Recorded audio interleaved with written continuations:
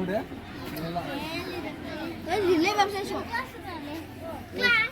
Kelas beli bentar deh. Nami sekolah beli apa mana deh. Kelas ini beli deh. Mereka bakal nih beli. Oh di bawah pun enggak. Ini apa muda. Ini apa pun enggak. Kelas beli deh. Daya mabuk ni. Kelas apa ya? Kelas.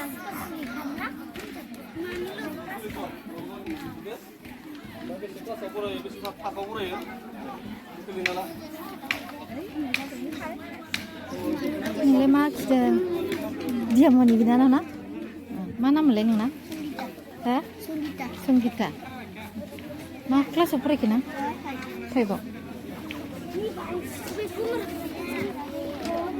Ini ya suami nanti.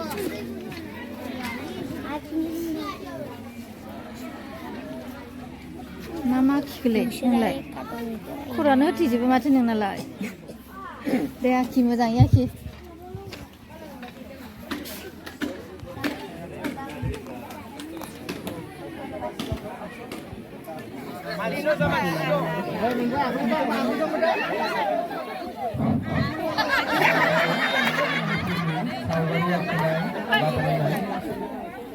Promosi legasinya ada sebuah kemudian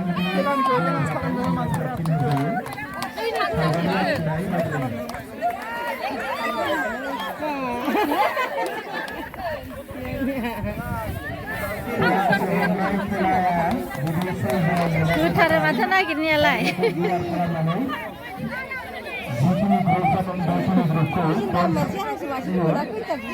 Dan Raisa masuk ke bawah ni.